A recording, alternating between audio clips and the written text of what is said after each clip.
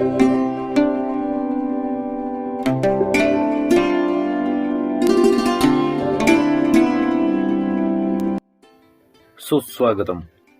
आइए आज हम बात करते हैं सिक्किम के बारे में।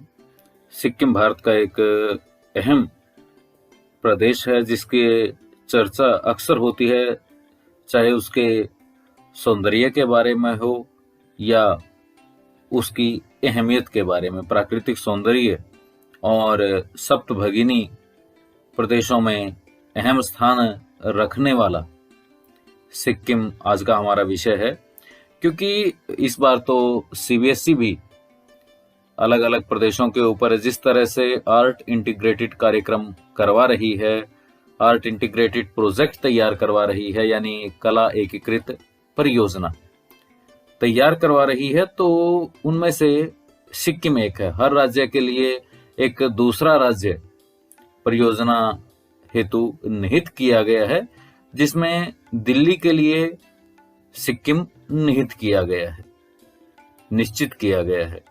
तो सिक्किम की बात करते हैं। सिक्किम जिसकी राजधानी गंगटोक है और भाषाएं हैं लेप्चा, भूटिया, लिम्बू। सिक्किम की स्थापना 16 मई 1975 को हुई। जी हाँ, 16 मई 1975। और जनसंख्या है 5,40,493। घनत्व की बात करें तो जनसंख्या घनत्व है 76 प्रति वर्ग किलोमीटर और क्षेत्रफल 7,096 वर्ग किलोमीटर। भौगोलिक निर्देशांक उत्तर पूर्व जो सिक्किम का है वो आपके स्क्रीन पर है, 27 डिग्री 20 अक्षांश उत्तर और पूर्व में 88 डिग्री 37 अक्षांश। जलवायु उष्ण कटिबंधीय और शीतोष्ण है।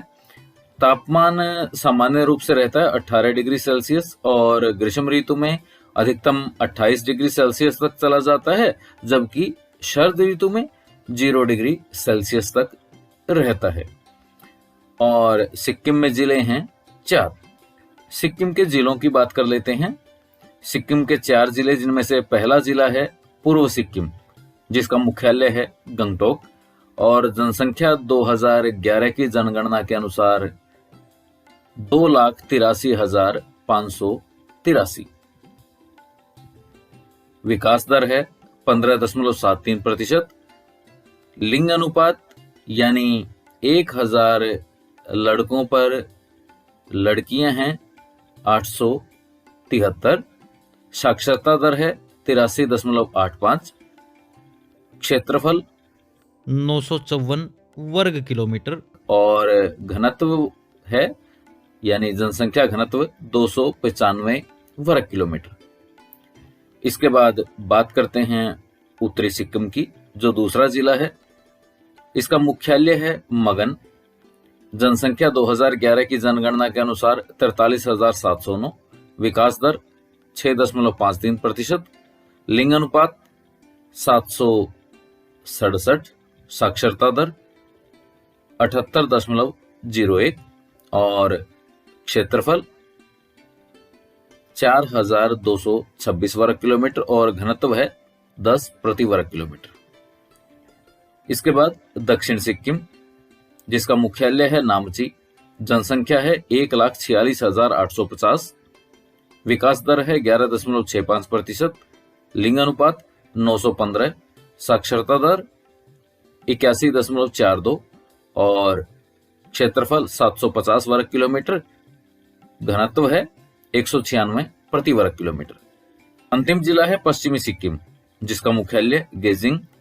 जनसंख्या 1,36,435। विकास दर 10.69%। लिंग अनुपात 942। साक्षरता दर 77.39। क्षेत्रफल 1,166 वर्ग किलोमीटर और घनत्व है 117 प्रति वर्ग किलोमीटर। यहाँ का सबसे बड़ा नगर है गंगटोक। जी हाँ, गंगटोक, जिसका लिंग अनुपात 1,000:875 यानी 1,000 लड़के के अनुपात में 875 लड़कियां। साक्षरता दर अभी ऊपर हम बात कर रहे थे वही, यानी 69.68%। और स्त्री जिसमें हैं 61.46%, पुरुष 76.73%। ये साक्षरता दर की बात हो रही है। राज्यपाल हैं यहाँ के श्री गंगा प्रसाद जी और मुख्यमंत्री श्री प्रेम सिंह तमांग, और कुल विधानसभा सदस्य हैं 32। सिक्किम भारत का एक पर्वतीय राज्य है। सिक्किम की जनसंख्या भारत के राज्यों में न्यूनतम है और क्षेत्रफल गोवा के बाद न्यूनतम है। सिक्किम नामग्याल राजतंत्र द्वारा शासित स्वतंत्र राज्य था। 1975 में हुए जनमत संग्रह के बाद यह भारत में विलीन हो गया। इस जनमत संग्रह के बाद राजशाही का अंत और भारतीय संविधान की नियम प्रणाली के अंतर्गत यहाँ प्रजातंत्र का उदय हुआ। अंगूठे के आकार का यह राज्य पश्चिम में नेपाल, उत्तर पूर्व में चीनी तिब्बत क्षेत्र और दक्षिण पूर्व में भूटान से घिरा हुआ है। भारत का पश्चिम बंगाल राज्य इसके दक्षिण में है। अंग्रेजी, नेपाली, लेप्चा, भूटिया, लिम्बू और हिंदी इसकी आधिकारिक भाषाएं हैं, परंतु शासकीय कार्य में अंग्रेजी का ही प्रयोग होता है। हिंदू धर्म और व्रजियान बौद्ध धर्म यहाँ के प्रमुख धर्म हैं। राज्य की राजधानी और सबसे बड़ा शहर गंगटोक है।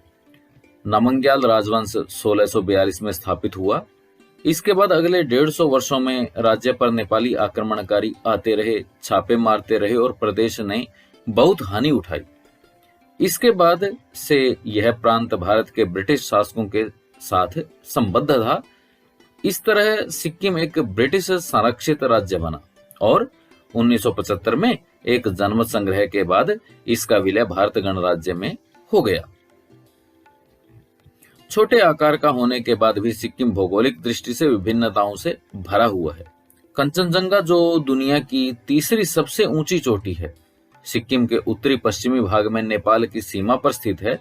इस पर्वत शिखर को प्रदेश के कई भागों से देखा जा सकता है। सिक्किम राज्य का साफ सुथरा होना, प्राकृतिक सुंदरता से भरा होना और राजनीतिक स्थिरता होना, इन्हीं विशेषताओं से यह भारत के पर्यटन का प्रमुख केंद्र माना जाता है। सिक्किम के इतिहास के बारे में कुछ बात हमने की, तो और थोड़ी सी चर्चा और करते हैं।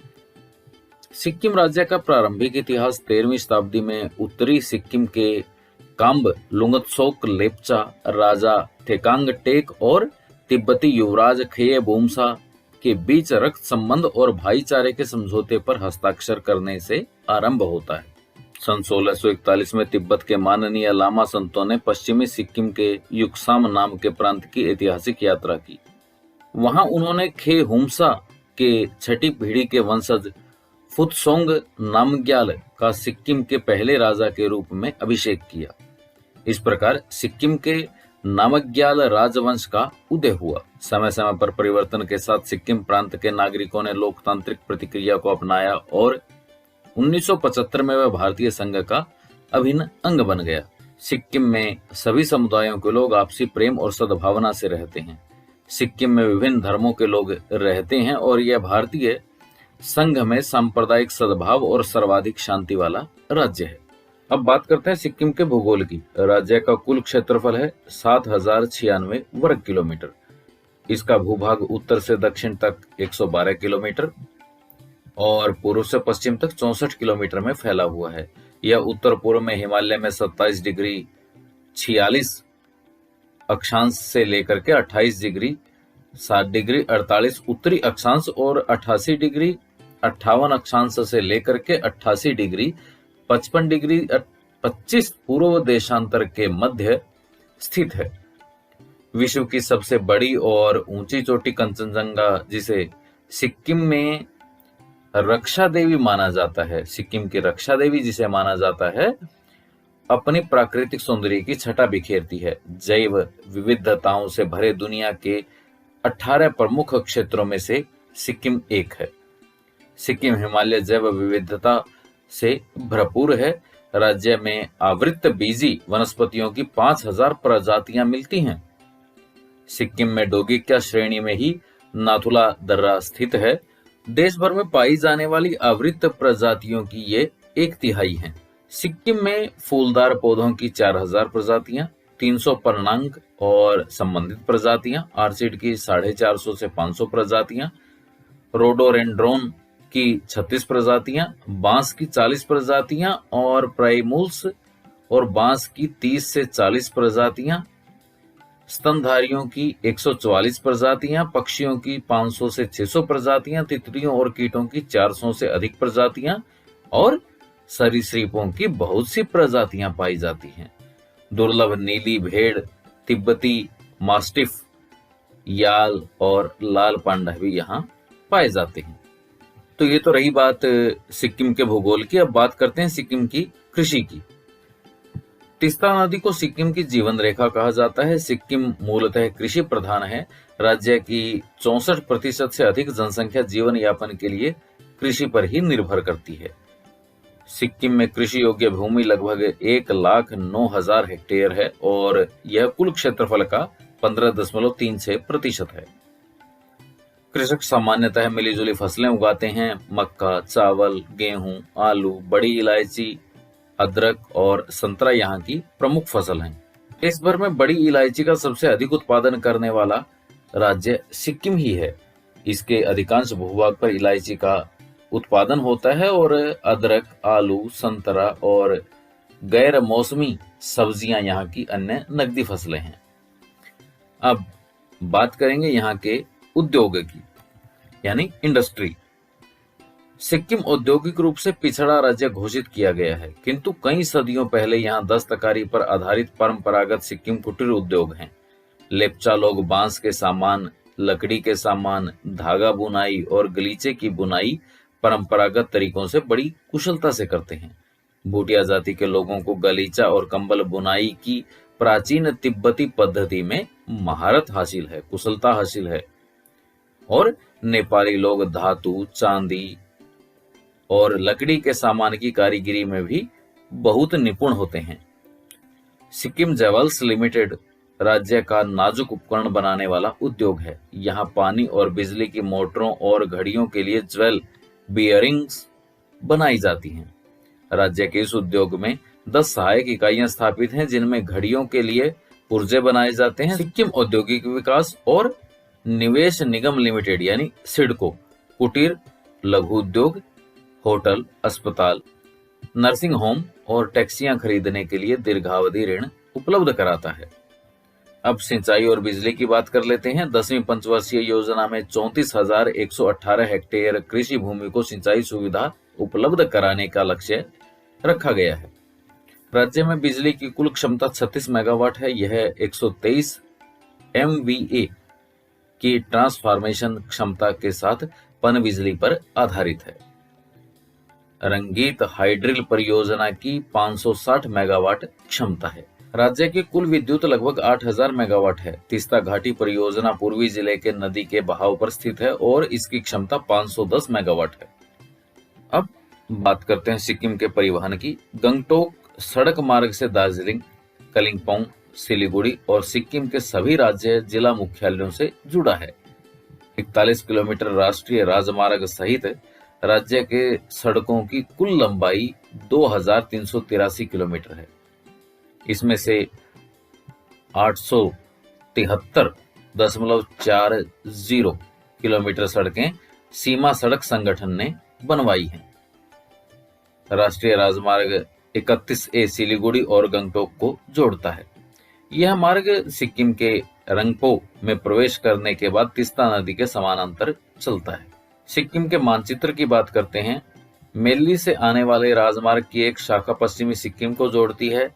सिक्किम के दक्षिणी और पश्चिमी शहर सिक्किम को उत्तरी पश्चिमी बंगाल के पर्वतीय शहर कलिम्पोंग और दार्जिलिंग से जोड़ते हैं। राज्य में चौपहिया वाहन लोकप्रिय हैं क्योंकि ये चट्टानी चढ़ाइयों को आसानी से पार करने में सक्षम होते हैं। छोटी बसें राज्य के छोटे शहरों को राज्य और जिला मुख्यालयों से जोड़ती हैं। राज्य के निकटवर्ती रेलवे स्टेशन सिलीगुड़ी 113 किलोमीटर और न्यू जलपाईगुड़ी 125 किलोमीटर हैं, जहां से कोलकाता, दिल्ली, गुवाहाटी, लखनऊ और देश के अन्य महत्वपूर्ण शहरों के लिए आवागमन किया जा सकता है। सिक्किम में कोई हवाई अड्डा नहीं है। समीपतम हवाई अड्डा बागडोगरा हवाई अड्डा सिलीगुड़ी पश्चिम बंगाल में है। यह हवाई अड्डा गंगटोक से 124 किलोमीटर दूर है। गंगटोक और बागडोगरा के बीच में राज्य द्वारा बहुत ही सस्ती दरों पर हेलीकॉप्टर सेवा उपलब्ध कराई गई है, जिसकी उड़ान लगभग 30 मिनट लंबी है और दिन में केवल एक बार चलती है और केवल 4 लोगों को ले जा सकती है। गंगटोक हेलीपैड राज्य का एकमात्र असैनिक हेलीपैड है। राज्य में जिला और उपमंडल मुख्यालयों, महत्वपूर्ण पर्यटन स्थलों को जोड़ने के लिए कई हेलीपैडों का निर्माण किया गया है। सूचना और प्रौद्योगिकी के क्षेत्र की बात करते हैं। राज्य में एक नया विभाग सूचना प्रौद्योगिकी विभाग बनाया गया है और इस विभाग को प्रमुखता देने के लिए वृहद परियोजनाएं चलाई जा रही हैं। विभाग ने सिक्किम के विषय में वेबसाइट बनानी शुरू की है। सूचना उपकरणों के साथ साथ राज्य की ई शासन योजना भी चल रही है। अब बात करते हैं सिक्किम के त्योहारों की। सिक्किम के नागरिक भारत के सभी प्रमुख हिंदू त्योहार दिवाली, दशहरा मनाते हैं। बौद्ध धर्म के लोहोसार, लुसोंग, सागा दावा, लहाबाब ड्यूचेन, डुबका डेसी और भूमचू वे त्योहार हैं जो मनाए जाते हैं। सिक्किम राज्य में मुख्य रूप से भोटिया, लेप्चा और नेपाली समुदाय के लोग रहते हैं।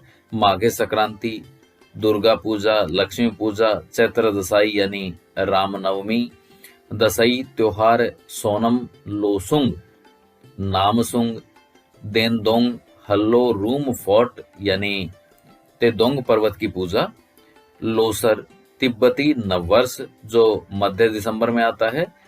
इस समय अधिकतर सरकारी कार्यालय और पर्यटन केंद्र हफ्ते भर के लिए बंद होते हैं। लोसर राज्य का प्रमुख त्योहार है। अन्य त्योहारों में साकेवा राय और सोनम लोचर, गुरुंग, ब्राहिमजोग, माहर आदि शामिल हैं। पर्यटन। सिक्किम अपने प्राकृतिक हरे भरे पौधों, जंगलों, दर्शनीय घाटियों और पर्वतमालाओं तथा भव्य सांस्कृतिक धरोहरों के लिए प्रसिद्ध है। यहाँ के शांतिप्रिय लोगों के कारण यह प्रदेश पर्यटकों के लिए सुरक्षित स्वर्ग के समान है। राज्य सरकार पर्यावरण से मित्रतापूर्ण पर्यटन और तीर्थ पर्यटन को प्रोत्साहन दे रही है, जिससे यहाँ आने वाले लोग सिक्किम की जीवन शैली और प्राकृतिक पर्यटन का आनंद ले सकते हैं। राज्य सरकार दक्षिण सिक्किम में चमचेई गांव के Himalaya centre for adventure tourism की स्थापना कर रही है। एंगचेय मठ गंगटोक का प्रसिद्ध बौद्धिक धार्मिक स्थल है। यह मठ पूजा का एक बहुत पवित्र और सुंदर स्थान है। एक पौराणिक कथा के अनुसार यह मठ, जो बौद्ध धर्म के व्रजयना नियंगनमा समाज के अंतर्गत आता है, एक ऐसे स्थान पर मौजूद है जिस पर लामा द्रुपथेव करपो का आशीर्वाद बरसता है। एंगचेय मठ का अर्थ है एकांत मठ, और इसके अतिरिक्त एक और कथन है कि यह जगह हमारी रक्षा करने वाले देवताओं कांगचेंड जोंगा और याबडियान की उपस्थिति के लिए प्रसिद्ध है। नामग्याल तिब्बत अध्ययन संस्थान। यह सिक्किम की राजधानी गंगटोक में स्थित एक तिब्बती संग्रहालय है। यह तिब्बती साहित्य और शिल्प का अनूठा भंडार है। वर्ष भर यहाँ पर्यटकों का आना जाना होता है। भारत में इस प्रकार का यह एकमात्र संस्थान है।